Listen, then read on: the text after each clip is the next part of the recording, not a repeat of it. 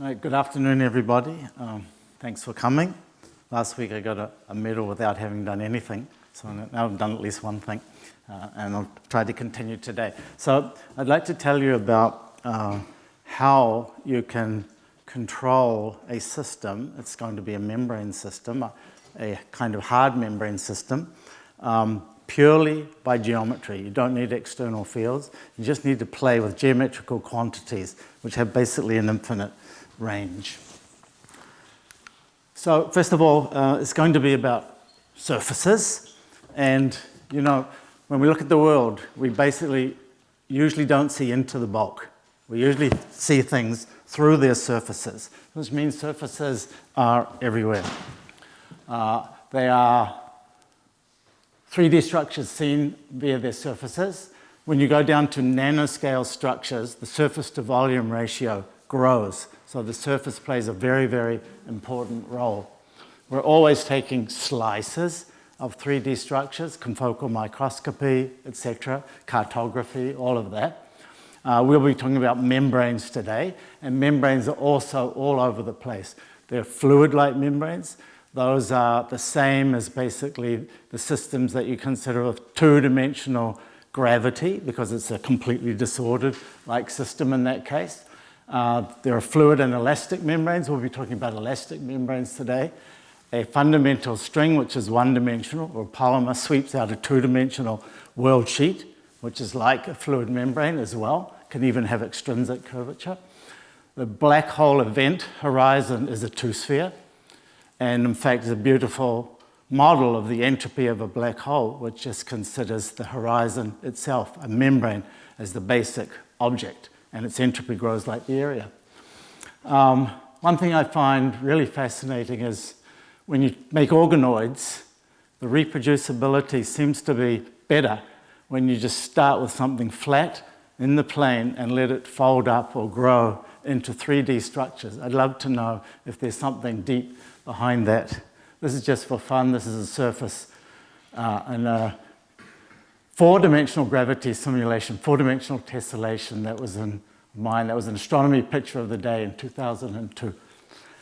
Up here is a nice surface, a constant mean curvature surface, not a minimal surface with mean curvature 0, but mean curvature constant.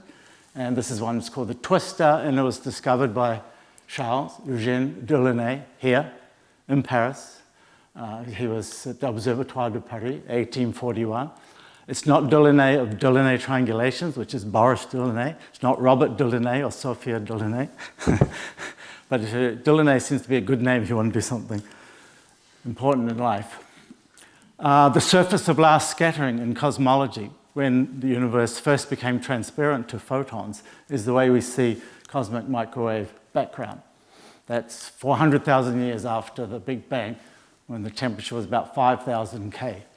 By the way, I like to tell the cosmologists that why soft matter is so rich, because on the larger scale, the topology of the universe is known. The universe is known to be very spatially flat, and the topology is most likely trivial.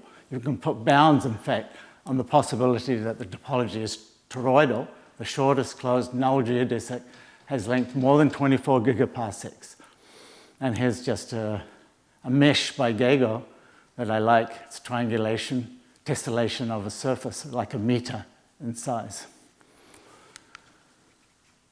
These ones are very well known here. Beautiful membranes. That is a red blood cell, studied already in 1975 by François Burchard and Lennon, looking at fluctuations.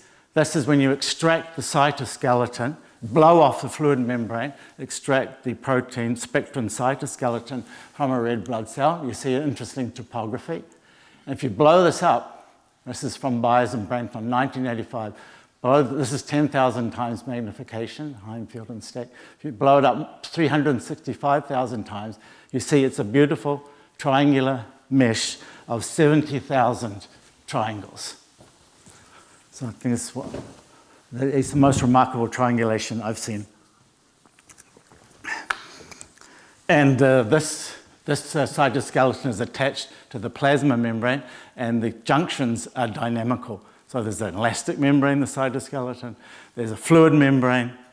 the lipid, the plasma membrane, and they're dynamically attached with protein junctions. So that's like 3 classes of systems. We only basically understand the pieces, although there's a lot of work trying to go further. For example, in this paper here, I'm putting activity into these models. So Martin's here, Jean-François is here. This is the one that I've been working with that I really like from Zonomir Dodgik's group. This says you start with a bulk system that has 2 components. It has the active microtubule system pioneered by the Dodgik group, and it has a facin-actin system, all in the bulk. And the actin-facin spontaneously pancakes down to a membrane. And this actin-facin membrane you can study, and it has some properties close to equilibrium elastic membranes. That's in this paper here. Okay, so what are we going to do? What are we going to do is 40 years old in its foundations.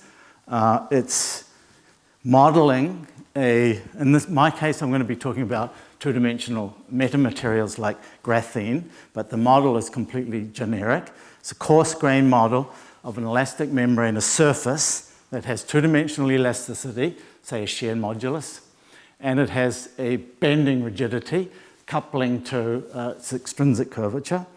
And you just, here's the surface, this is a Monge representation of the surface, and you study the fluctuations of this surface. And here's impossible to give all of the references, but work was started in the 1970s, 80s, understanding the statistical properties of a thermalized elastic membrane that lives in 3-dimensional space.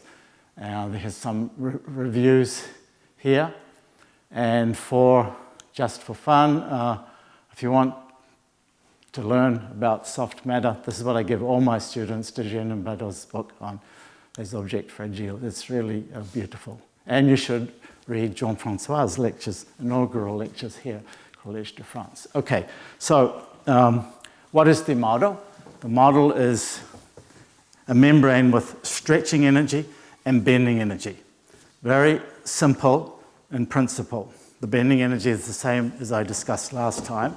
It's the mean curvature squared. Now, the subtlety is, so you have 2-dimensional elasticity in this strain tensor here. This part is Landau and Lifshitz, volume of elasticity. But since the surface can bend into 3-dimensional space, there's another phonon, if you like, a flexural phonon, the height of the membrane above a flat reference plane. And the contribution, since it's a rank 2 tensor and h is a scalar, this contribution is quadratic in the height. So immediately, this is the flexural contribution to the stress tensor. Immediately you go nonlinear. And immediately, the mean curvature squared here can be thought of as the gradient of a normal vector to the surface. And that's easy to discretize, just the hinge angle across 2 adjacent plaquettes. Now, and there's 2 here reviews of this stuff. This one very recent, like 90 pages long, very comprehensive. So why do you put only proportional to divergence of n? Isn't it exactly? Yes.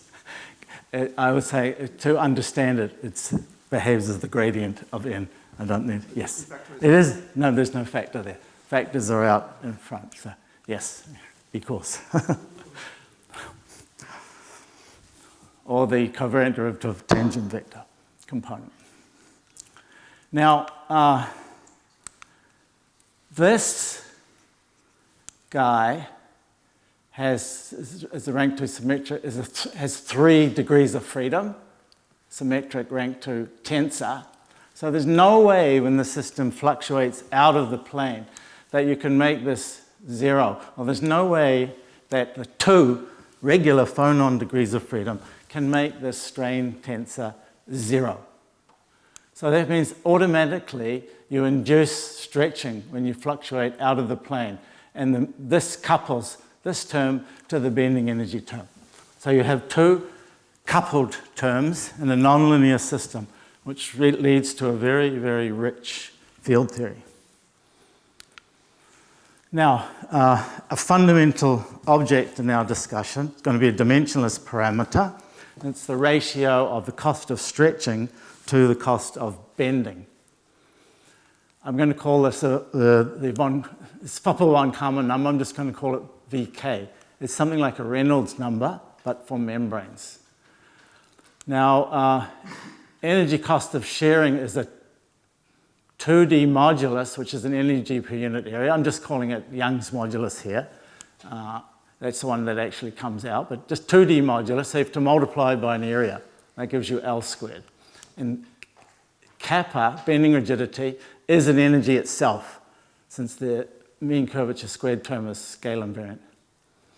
So this is a dimensionless number which measures what's going on, which is kind of dominating the statistical mechanics, stretching or bending, even though they're coupled. Now, if you compute the 2D Young's modulus, you'll get it's given by a 3D bulk modulus. This is now proportional to, here there are factors. It's proportional to a 3D Young's modulus, which is an energy per unit volume, so you need a length scale. The only one around there that we haven't used is the thickness. And the bending rigidity is the 3D bulk modulus times thickness cubed, since this is an energy per unit volume. And you have to integrate mean curvature over, there's two derivatives integrated, so that gives you two more lengths. So this is a T cubed. This is why you shouldn't build coasters too thin, they'll buckle.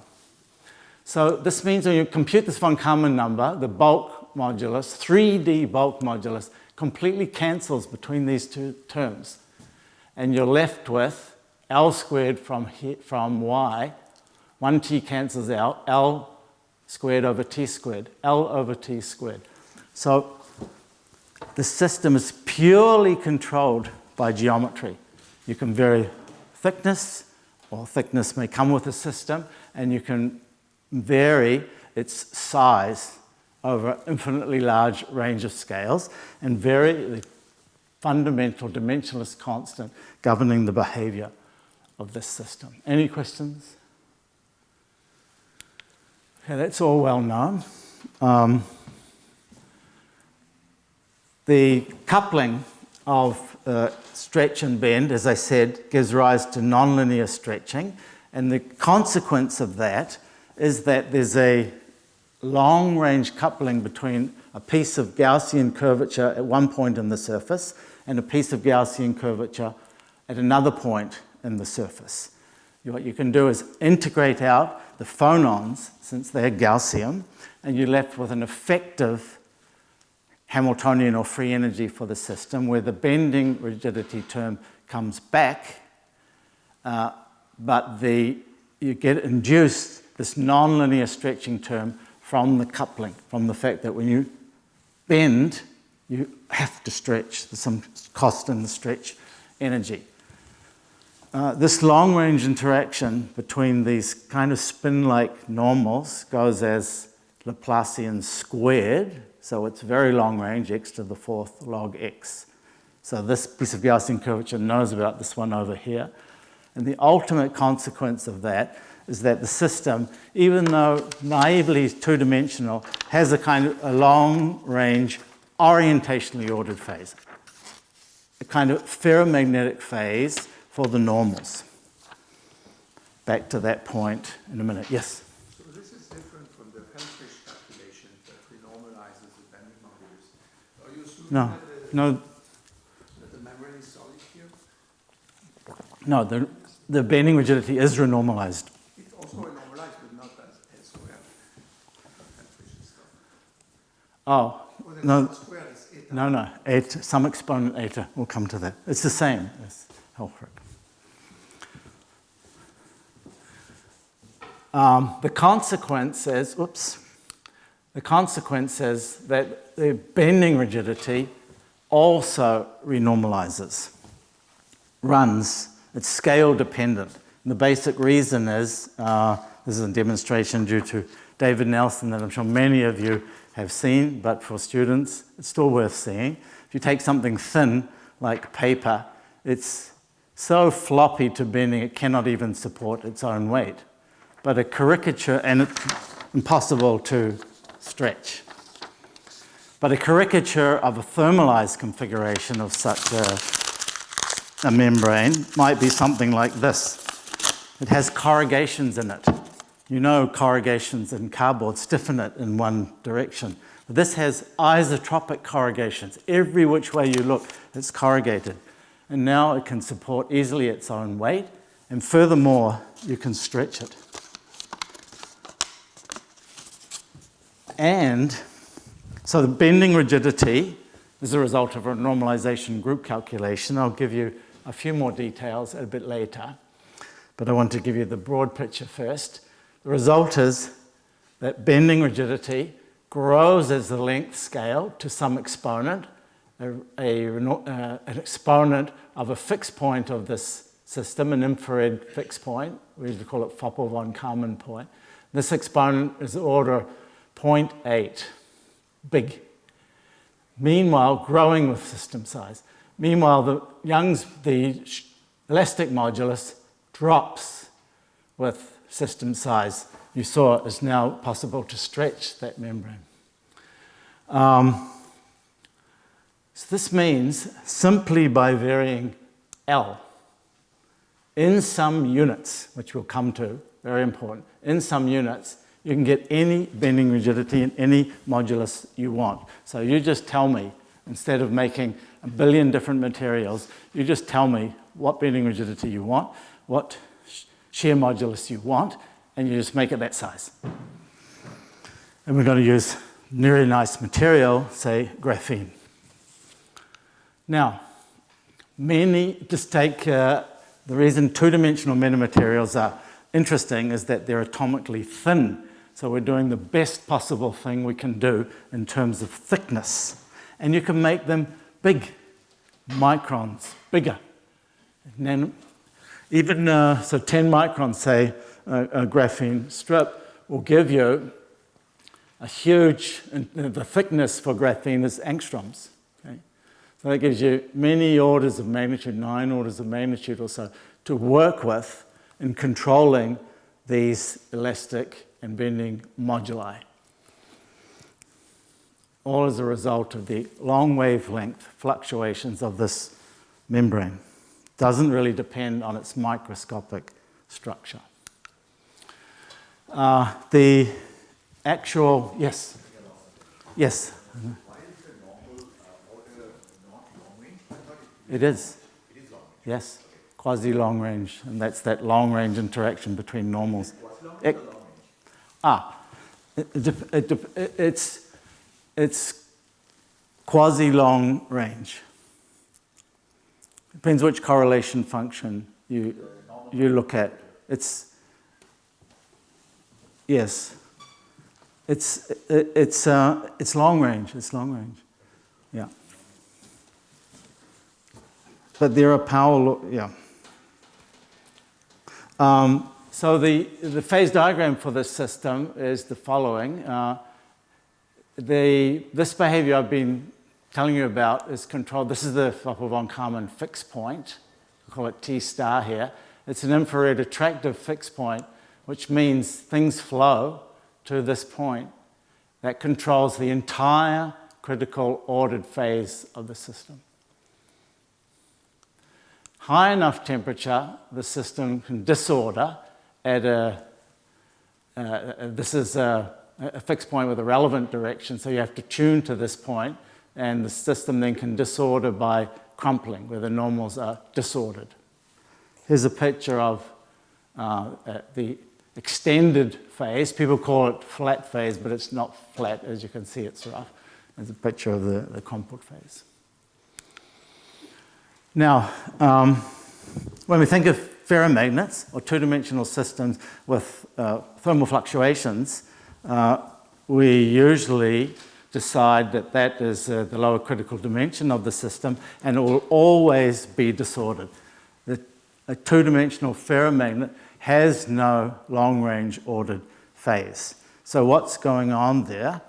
And the point is, here is where the fact that we have a surface is crucial It's a mixture of a two-dimensional system and a three-dimensional system, since it lives in three-dimensional space. And if you look at a normal vector, it is not an arbitrary ferromagnetic-like spin, because it has to lie normal to this underlying surface. Okay? This means that you have to mod out by symmetries zero-mode directions in the surface. So symmetries are more like O3 modded out by rotations in R3 modded out by rotations in the surface itself. This is a fundamentally different kind of object. Technically, it's called Grassmannian sigma model. And these coset-like symmetries evade the regular proofs that two-dimensional systems disorder. And that's reflected by these anomalous exponents, the fact that bending rigidities are scale-dependent, and those non-zero critical exponents show up in the decay of normal-normal correlation functions to an ordered phase. So it's not a two-dimensional ferromagnet.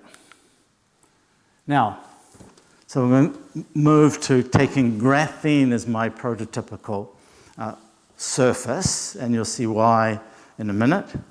It's a beautiful material. It's fantastic electronic properties, of course. We all know that. Electrons just flow, the pi electrons just flow pretty freely above and below the surface.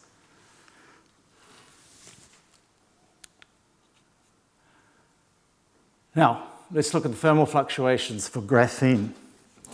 The bending rigidity, microscopically, you're just bending quantum mechanical bonds. So it's atomic physics.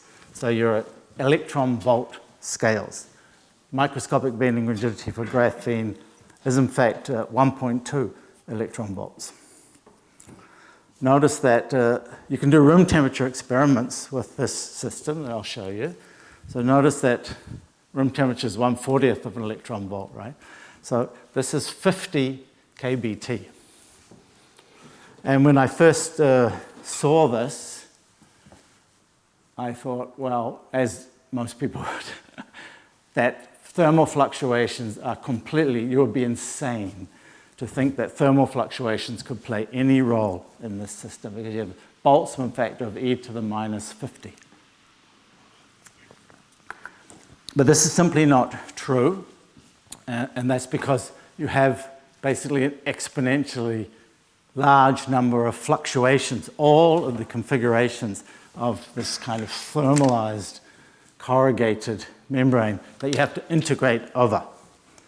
And so that can compensate.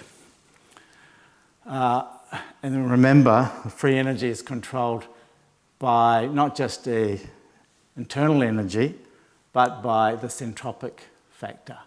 So entropy is essential here to access all of the possible membrane configurations that will compete with the normal Boltzmann suppression.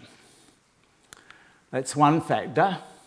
The other, which is crucial, is the Young's modulus, elastic modulus for graphene. It's big. Stretching quantum mechanical bonds is much harder than bending them. In fact, the Young's modulus for graphene is 20 electron volts per angstrom squared. So let's compute the von Karman number for graphene. It's 10 to the 9 times the area in microns squared, just for the formula I gave you before, y 2d, L squared over kappa. So it's 10, so for a 10 micron system, this von Karman number is order 10 to the 11. 100 microns order 10 to the 13. If you compute it geometrically, you'll get about the same result using thickness of graphene, which at zero temperature is of order angstroms. If you do the same calculation for paper, you know its thickness, you get order 10 to the 6 for paper. So quite remarkably, you can use paper to get some intuition about the thermalized behavior of graphene.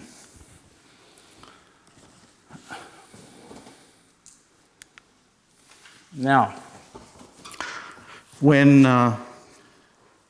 most of us, I should say me, were working on these things some years ago, I always thought if you wanted to see the interesting statistical mechanics of a membrane, this long-range ordered phase, and the crumpling, which I'll get to later, you should use a soft system, right? Soft system is the one that's going to explore all of these interesting configurations, going to be able to bend and stretch and do all that stuff, not a hard system.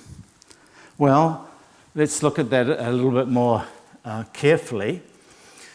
The technical calculation of the renormalization group flow of the bending rigidity has a zeroth order piece, and then the correction, which comes from that nonlinear stretching term, goes like a Young's modulus times kBt over the bare bending rigidity times a fluctuation integral, which is this infrared diverging contribution.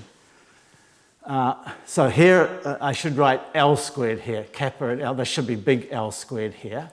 But we can get an idea of when these thermal effects become important by saying, when is the fluctuation thermal contribution comparable to the bare contribution? So that's the length scale I'm calling here L thermal. So this should be, L thermal is the L you have to put in. So this term is comparable to that term. So that's very easy to compute, k squared over here over y kBt. So this L thermal is a bare bending rigidity divided by the square root of y kBt. And here's the rub. If you want this L thermal to be small, because you want immediately to access the long distance fluctuations of the system, you want kappa to be small, fine. But you want y to be large. You don't want y to be small. That's the problem with soft systems. Bending rigidity is small, but the elastic moduli are also very, very small, which means this number is going to get big. For graphene, this is large. If you compute this at room temperature, and I'll show you some room temperature experiments, this L thermal is of order angstroms, or at most nanometer in scale. So already at the quantum mechanical scale, thermal fluctuations are becoming important and are making the bending rigidity strongly scale dependent. Here are some numbers for various kinds of membranes. The red blood cell membrane I showed you before, the spectrin cytoskeleton, has L thermal of order 10 microns. So that's the size of the system. Okay? You want to be much smaller than the size of the system, so you have the length scale to build up the fluctuations. Paper here has L thermal of order 50 kilometers. So I could explore the statistical mechanics of thermalized paper if it was 50 kilometers, have to go beyond 50 kilometers, significantly beyond, to see these effects are set in. So this is why I say here, soft fails and hard wins. This is a little bit more detail about the actual calculation you do to get the renormalized bending rigidity. It's bare bending rigidity. This contribution here, this is a low temperature expansion. So you assume that there's some long-range, putative long-range ordered phase, and look at the effect of fluctuations, those fluctuations that would destroy ferromagnetic order, say. And times this term arising from the nonlinear stretching. Now, to get an idea of the exponents here, so this term is order length squared. So now, supposing the bending rigidity were a constant, then you would have a constant here and something of dimensions L squared over here. So these do not match. So simply by dimensional analysis, if you want these terms to match, then this bending rigidity has to go like L. So there's an L here and an L squared here, L here and L here. So that alone tells you that bending rigidity, yes? What do you mean by match? You want these things to match? Have the same dimensions, dimensional analysis, same dimensions of length. You want that? Because you can't add two things of two different. They're a bending rigidity, they're an energy. So this is an energy, this has to be energy. So it has to have the same dimensions. So this is an energy, this is an energy, this is an energy per unit area. So this has to have dimensions of area. Yeah. More technically, it's a self-consistent calculation of the first perturbative correction from therm. It's just the value of eta or psi, whatever it is, equal to 1. This is for k kappa 0, and the second term to be depending on L the same. Yes. What is the argument for wanting that? It doesn't make sense if they don't match. You wouldn't have a self-consistent solution for the renormalization group flow of the bending rigidity. So take kappa in units of kBt, dimensionless. Then this is the correction. It simply has to have the same dimensions. Otherwise you'll be adding an energy to something else. Yeah. It's a trick in the sense that A, it's a low temperature expansion, B, it's a self-consistent solution just to that order. So this would give you bending rigidity going like L. Now there's one thing that we ignored here, and that is that the elastic modulus, Y in this case, also is scale dependent. So when you put that back in and do the renormalization group flow for the bending rigidity and the elastic modulus, then eta is a little bit smaller. And then it goes like, if you assume kappa goes like L to the eta, then you have L to the eta here, and L to the 2 minus eta, because this is below, and this is L squared. And that's the case that gives L equals 1. When you put back a running for the elastic modulus with an exponent, I call it here eta u, then this eta is 2 minus eta u, or 1 minus eta u over 2. And from numerical simulations and other self-consistent calculations, for example, Ludesalt and Radzichowski, using running of both elastic moduli and bending rigidity, this eta comes out of order 0.8. So it's not far from 1, okay? An eta u of order 0.4. So this huge linear growth, almost linear growth in bending rigidity is really there. That's the integral that you have to compute to get this fluctuation integral. This is the bending rigidity term multiplies d squared h all squared, so by Laplacian operator, that gives you this q to the 4th term here. And this is infrared divergent. You can also compute the roughness exponent for the system, and it's not independent of the other exponents. It's of order, just again, dimensional analysis, 1 minus eta over 2. So 0.6, so it's quite rough. Now, what about checking this experimentally? So Paul McEwen's group, in the thesis of Melina Blees in 2015, they made graphene. I've been there. You flow methane through a furnace, 1,000 degrees, and you have a copper strip, and the carbon separates from the hydrogen and the methane and deposits on this copper strip, and then you can release it from the strip, and it makes this molecule, graphene molecule. Then they took it, and here they manipulated it with this micro manipulator tip. Here you can see, it'll be better with the lights darker, but this darker part is the graphene. Here's the substrate. You can push on it.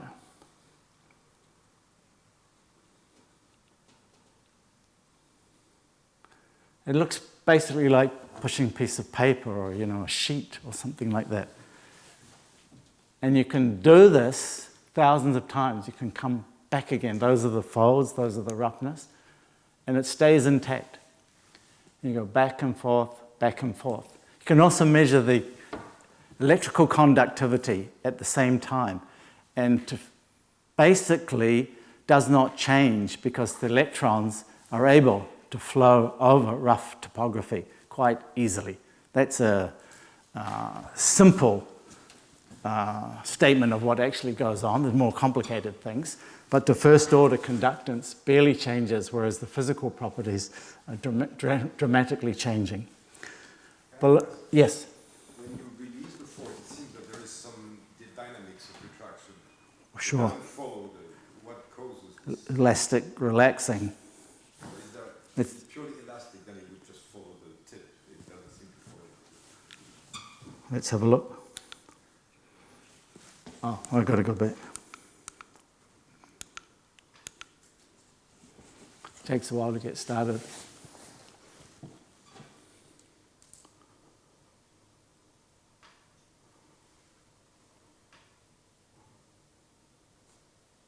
Remember that this one's on a substrate. Later we'll look at graphene in water, so it's freer.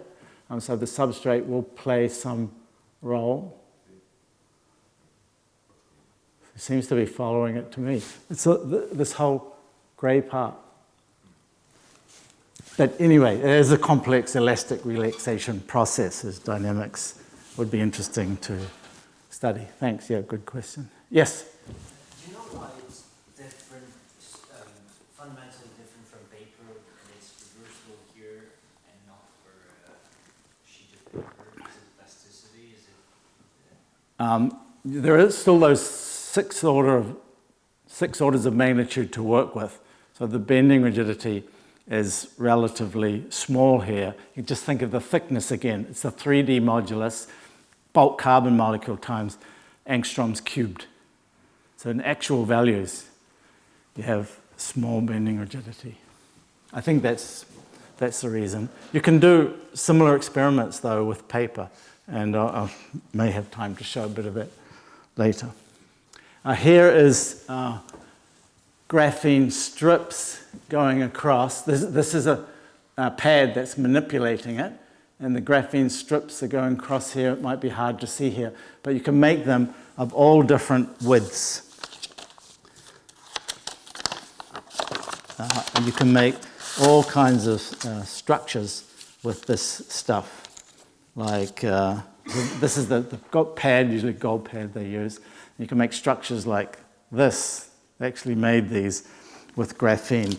And with microfabrication, nanofabrication, just lasers, you can easily vary this width. So this has like 1, 2, 3, 4, 6 different widths going across here.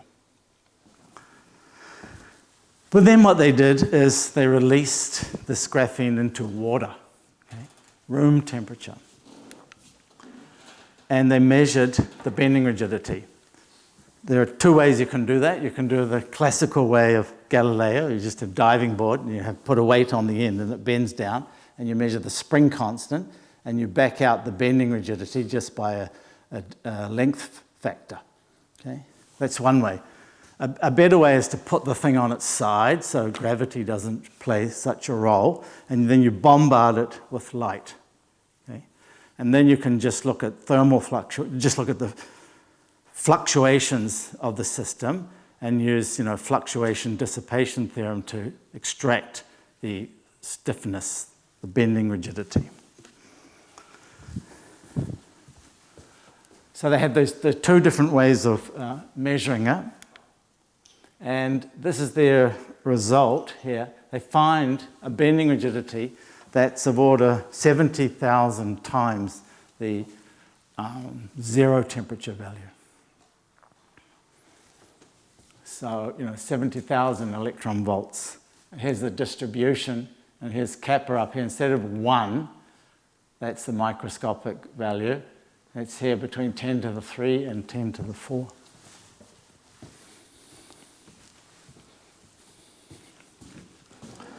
And this is is the experiment with just a weight on it, and here's the experiment with turn it on its side and it's fluctuating. So they see this stiffening of bending rigidity, and here's a comparison with theoretical calculations. This corresponds to the microscopic value, 1.2 electron volts, as a function of length scale, and this is what they measure, and this is a plot of those power law scaling growths of the bending rigidity that I showed you, and they fit pretty well. There's two different theoretical predictions on here. So it seems the field theory of this rich, nonlinear, elastic membrane does explain what's going on with this system. Now, you can also study this system with molecular dynamics, and we did this in this paper here. And of course, the people who are interested in microscopic graphene potentials were quite skeptical of this. So we had to compare with one of the standard microscopic potentials, electron-electron, carbon-carbon potentials and so on. And we found very good agreement for this coarse-grained kind of approach to this system. Because again, it's being controlled by these long wavelength fluctuations that wash out the short distance structure. So this is the match. And the fit is pretty good. It's like the scaling that you would expect. Yeah. But this is, the numerics is straight numeric, so it's just, you don't put in anything. You just have the bending rigidity as the normal hinge angle, dihedral angle, and then you have a less ball spring-like elastic energy. Yeah. Oh, but the theoretical calculation, that's, yes, oh, here, yes, these two. Yeah, that's the perturbative RG I was describing, one loop, yeah.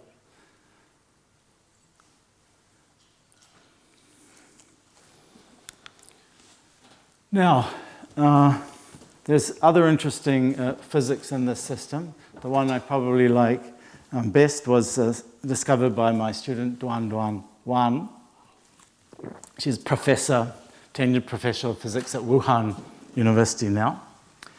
And we have two papers on this. This is a clamped graphene system. So you clamp just one end of the system, like a diving board. But you actually, what you vary in this case is not only the length, but the aspect ratio of the system, so width to length. Okay? And in fact, the interesting effects here will come when the width is larger than the length. And this is what happens. For sufficiently large aspect ratio, the system spontaneously tilts and fluctuates about an inclined plane for a long time, and then it can spontaneously cross over energy barriers to an analogous state that's bending down with it the same angle.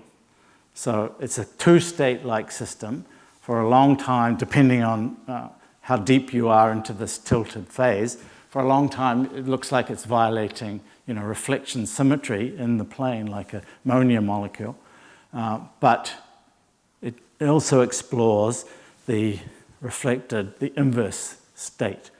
And then it'll fluctuate around there, and then around here and around here. And the time spent up depends on how deep you are into the tilted phase. All of this is just varying bending rigidities or temperatures and the aspect ratio. It's very easy to do. This is another look at the system along this clamped edge, side on. In here, hard to see, is the flat reference plane. So what's going on in this system? It took us a long time to figure this out properly.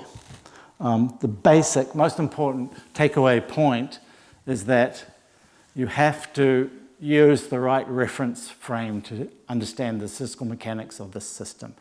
The natural reference frame is the thermalized free ribbon. So when you clamp it, the clamped width is going to be bigger than the thermalized width because the membranes fluctuating will shrink to accommodate the extra area of the topography flowing along the surface. So simply clamping it is like applying an extensile stress, but concentrated along a line. That will induce a transverse response, which is like a compression, because clamping one end makes it, like basically like a normal material with a positive Poisson ratio. The thermalized membrane has a different Poisson ratio. That's another thing. So there's a transverse kind of Euler buckling. This is a gross simplification, but one end is, they like to make it buckle like that, but one end is free. The far end is free. Only one is clamped. So they have a proper technical calculation of this effect in that paper, also with my student Zhitao Chen. So the reference frame is the proper reference frame is the key thing. And this is the kind of a phase diagram that you get. Here is width in units of, this is, I should have put dimensionless units here. This is the width. The length is 20. So right here is aspect ratio 1. There's 20 there. And let's look at a fixed temperature. At a fixed temperature, as you increase the aspect ratio, blue means it's not tilting. This is the flat phase. And as you increase the aspect ratio, the order parameter, which is basically the tilt angle, grows and grows, and this is red is the highest tilt. And you see here, this is inverse temperature, right? Kappa is in units of kVt. So kappa going up is lowering the temperature. So up here, low temperature, you get no tilted phase. Coming down here, temperature is growing, and you see you go into the tilted phase earlier. It's actually not very temperature sensitive, which is actually great. Any questions about that? Yes? How is this effect discovered? Like, did they observe it in a lab and didn't understand, or? Great question. My student, Duan, discovered it with molecular dynamic simulations. Yeah. And she came to me one day and I almost fell out of my chair. It looks very weird. Okay. Yes. And it took us a long time to get a proper theory of it. It's something like a phi-4 theory where phi is the gradient of h, because the nonlinear stretching generates like a minus phi squared term, which is minus grad phi squared. That's a caricature. This is a challenge to the experimentalists that they have not yet undertaken. Okay? So get experimentalists to do this experiment is some work. And the McEwen group, once they saw running of bending rigidity, okay, we're done. That explains everything about the theory. And they have not yet met the challenge of testing things like this. Yeah, that's the situation. Now let's come back to the ultraviolet fixed point, if you want, the high temperature crumpling transition like this. This is actually, or the flat phase is observed in experimental systems. The crumpled phase has never really been observed. And let's look at why. If you compute normal correlation function for the system from the field theory, it's going to, in the crumpled phase, this goes to 0. There should be infinity here. And the critical point is solely determined by this exponent eta, KBTC, the crumpling temperature divided by kappa 0 is just 2 pi eta. So this is order electron volts again, not surprising, 6 electron volts. But that's 70,000 Kelvin. So at that point, graphene is vaporized. So you're not going to see crumpling that way. But you can be cleverer. So what we did is, in this paper here, is perforated the membrane. This now is simulations in theory of a perforated graphene system. The graphene system is already lacy, but let's make it lacier by perforating it. And what we did is perforated with a periodic array of holes. There you see hexagonal-like holes. This is system size 50. So now what gives, first of all, you have less material to bend because you've taken out all that stuff. Okay? So you lose an area's worth of bending rigidity. You're not bending that stuff. But you do more. This is what it looks like, first of all. So here is the reference plane, and no perforation, the intact graphene membrane. And here's a perforated one. And you see at the same temperatures, the perforated one is already folding up into like a basket. Okay? If you wanted to make something soft and flexible that wraps around a neuron and reads off the signal without killing the neuron or a cell, this would be a cool kind of structure to have. And as you increase the temperature, it starts to crumple up. And here's all three different temperatures shown here, 0.4 in units of kBt, 1.14, 1.25. It's pretty sensitive.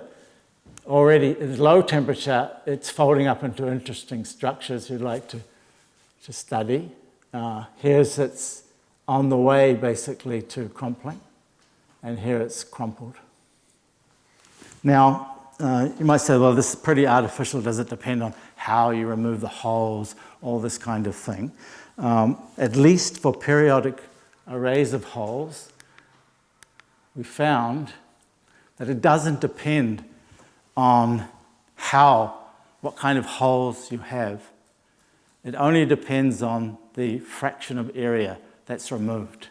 A beautiful scaling of the transition temperature as a function of removed area. Here's the flat phase, here's the crumpled phase. S is the fraction of area that's removed. So you remove 80% of the area. Well, okay, let's look at temperature 1 here. You have to remove like 40% of the material to get it crumpled. Go up to higher temperature. This is now KTC over kappa. Higher temperature, it crumples at 20% of the area removed. Now, I told you that you're going to get one factor of area, from not having to bend that material. But actually, the scaling of the critical transition temperature as a function of area removed, here 1 minus S is the intact area, is quadratic. Well, it's not exactly 2, but it's very close to 2 numerically. So this means if you remove 10% of the area, you get a factor of 100. Okay? This is a very, very dramatic effect. And we don't fully understand why you get such a strong effect. The second important point is you now have another length scale in the problem, which is the spacing between holes. Okay? The infrared divergences, large distance fluctuations in the system, will also get cut off, at the first shortest large length that you encounter. So there's going to be some cutoff at the spacing between holes. So you have a complicated effective medium like renormalization group calculation you would have to do, which we have some attempts at, but not finished. But this is fantastic. If you remove 70% of the area, you can get this down to 7,000 Kelvin. 90%, which you can easily do, again, with nanofabrication, very easily. You can get this down to, close to room temperatures. So this is another experimental challenge that should be done. The crumple graphene. and to calculate this exponent here analytically. Does it change the actual modulus of bending rigidity? I don't think so, but eta and eta u, or just change the prefactor. And why is it such a strong effect? 1 extra square root of s to the half would come from cut off at the spacing between holes. So that would give you s to the 3 halves. That's a very naive argument. There's even better ways to do this, okay? And that is that you take a frame. Okay? I have frames somewhere, I think.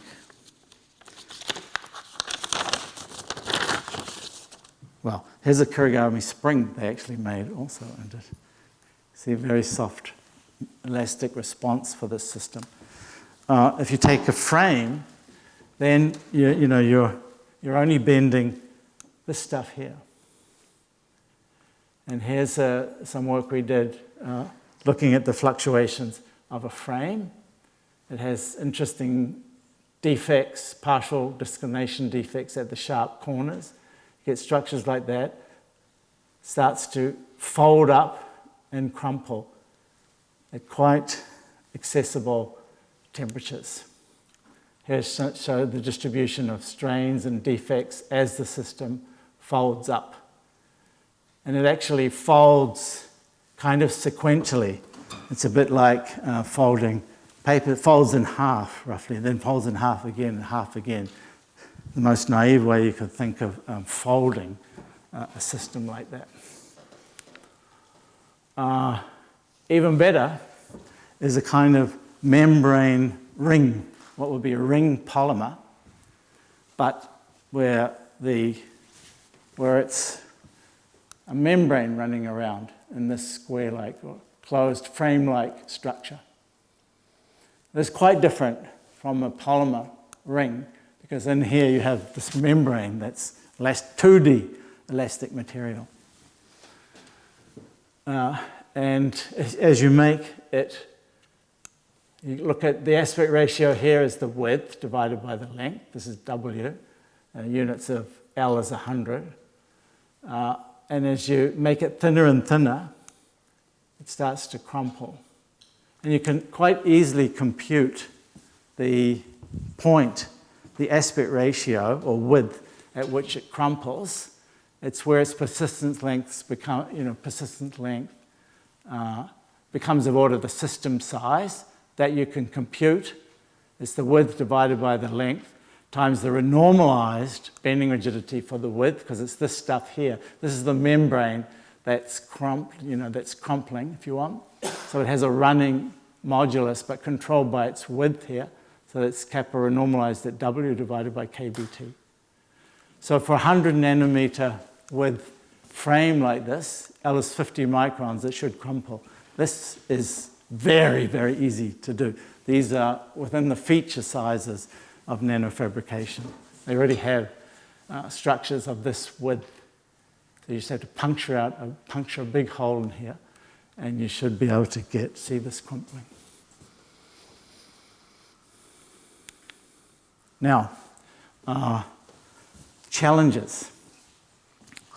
I've talked a lot about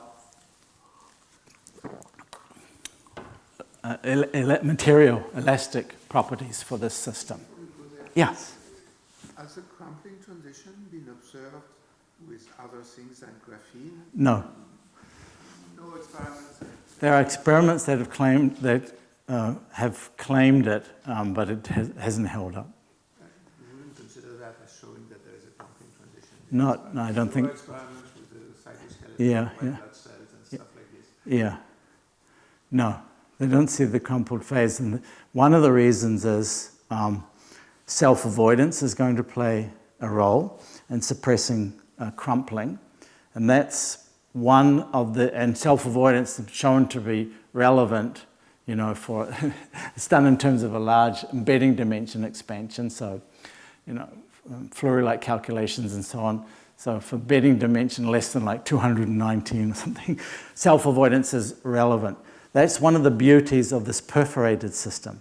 But now you have so many, you remove so much stuff, self-avoidance plays less important role. So that's also So helps. the trick of taking out stuff is to kill the self-avoidance, more or less. Yes, that's one effect. That would be the scaling, like the removed area.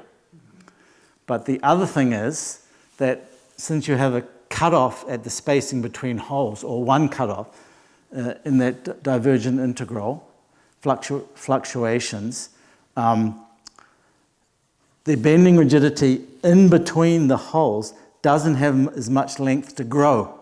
It'll only grow up to spacing between holes, not the whole system. So that gives you another factor, naively that square root factor. And it seems to be stronger. Of course, all of the elasticity is coupled around the holes and so on. So it's a hard problem, but that is one of the reasons why this system crumples. Is there any advantage of graphene against any other? No. Your stuff seems to be Completely general. I only use graphene because everyone loves graphene. Anything. Yeah. And there are a million, atomic, these thin materials, but anything. It's much easier to do it with, say, silicon, purer, bigger. It's about 10 times thicker. So everything goes down by that, that cube factor or by a thickness factor. So it makes it a little bit harder, but you can make it very pure as well. And the graphene tends to be polycrystalline above, biggest grains are sort of microns in size. So silicon would be good, but anything. This is coarse-grained approximation. Doesn't depend on the material.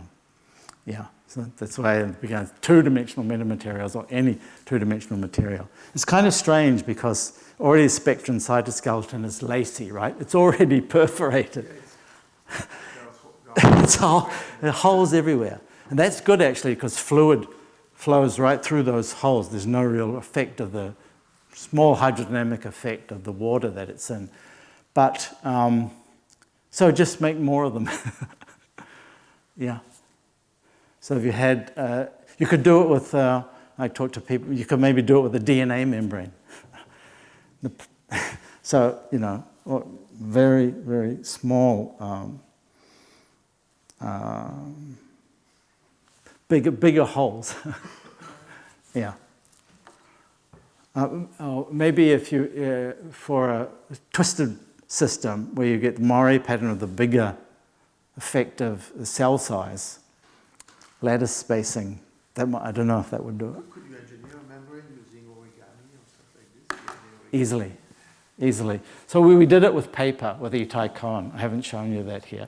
We did it with very high quality paper, and you see all of the soft configurations that I showed here for paper, but it's hard to thermalize it.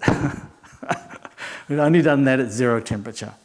This is really relatively easy experiment, except that the experimentalists are so far haven't managed to excite any experimentalists enough to, let's say, do a PhD thesis on it. Excuse me.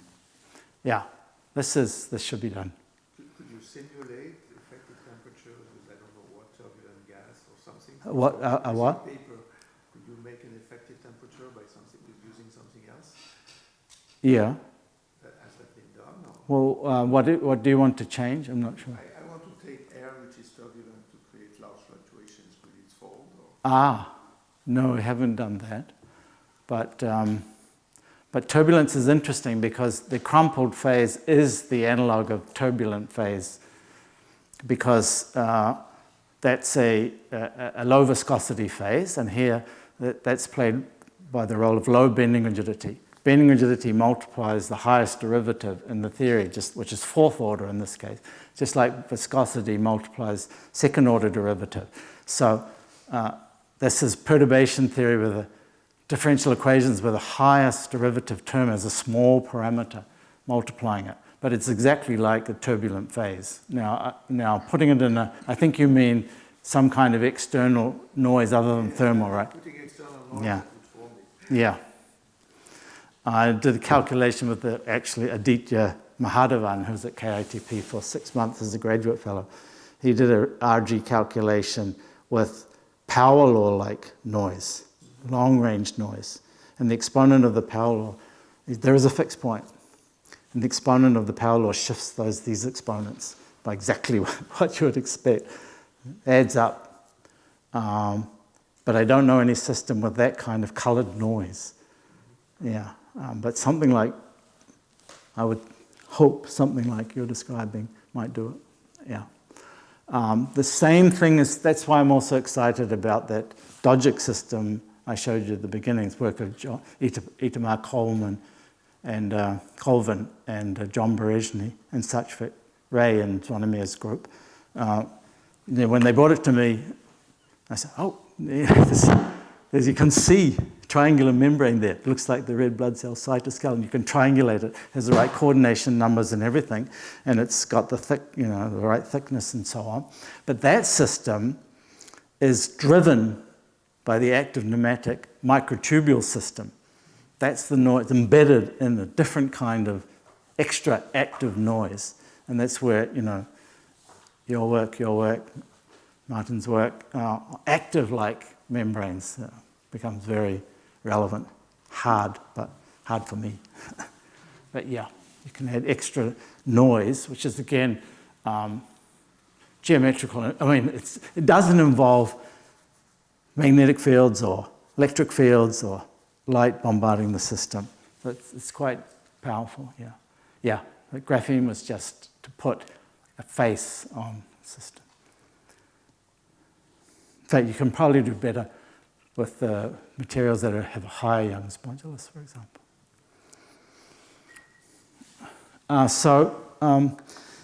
For the electrical properties of graphene, that's controlled by 2+1 dimensional quantum electrodynamics, because you just have to worry about these pi electrons which flow above and below the surface. So that's already a quite rich field theory in the plane. So what you need to do then is to couple that to a fluctuating surface. Some of this has been done by Dorit Gazan, and graphene actually has not just the scaling behavior, which is scale independent size of the corrugations. It has an extra preferred corrugation width. And what Dorit found is that the scattering of electrons off thermal bumps can give you an extra length scale. It also induces a band gap. Just as soon as the thing fluctuates, you have a band gap. So it's better semiconductor. Graphene, you have to do stuff to it to get a band gap. So that's one very challenging problem. And Paco Guinea and Pierre Dussal have, and someone else have a long paper trying to do this. There are a few papers, but it's really far from resolved. So that's a wonderful challenge. Two very rich field theories coupled. And then, as we were saying, active membranes. It's very, very much open. Okay, I'll finish there. Thank you.